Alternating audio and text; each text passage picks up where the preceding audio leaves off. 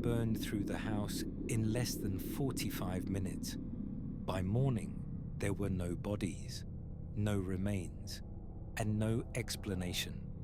This happened on Christmas Eve, on December 24th, 1945, in Fayetteville, West Virginia. The Sodder family prepared for Christmas. George and Jenny Sodder lived in a 2-story wooden home on a quiet hillside just outside town. They had 10 children. That night, 5 of them would disappear. They were never found. George Sodder was an Italian immigrant who owned a successful trucking business.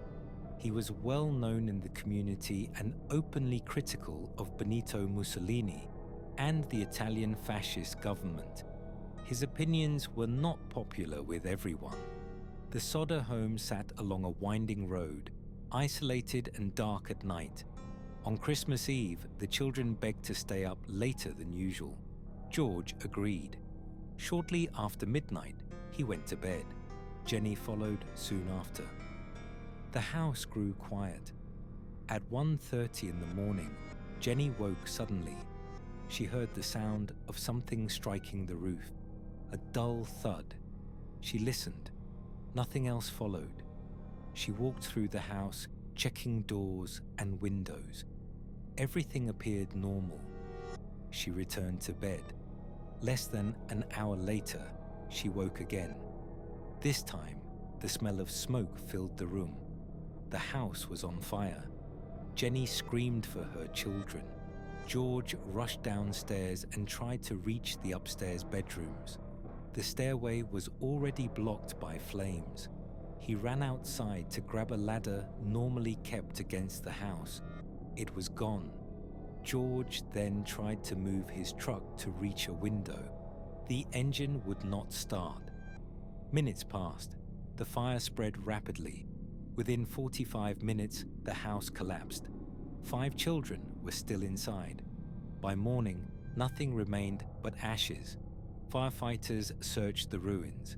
They found no bones, no skulls, no remains of any kind. Officials told the family the fire had burned hot enough to completely destroy the bodies. But the Sodders knew this was not true.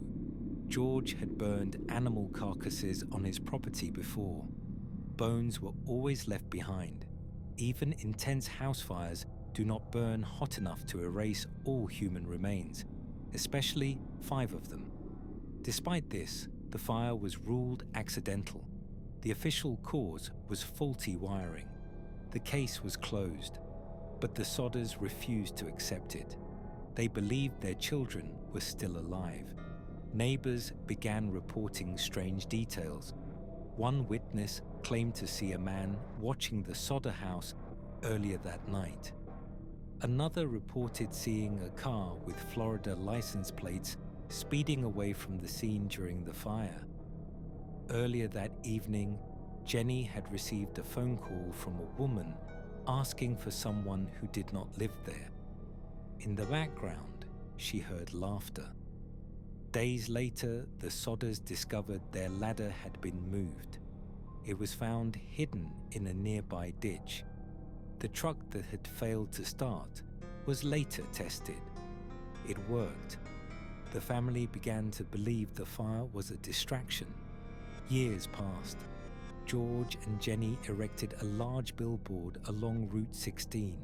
It displayed photographs of the missing children.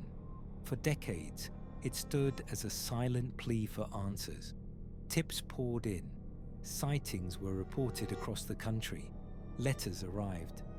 Then, in 1968, a photograph came in the mail. It showed a young man. On the back was a handwritten note. It read, "Louis Sodder." Louis was one of the missing children. The family hired a private investigator.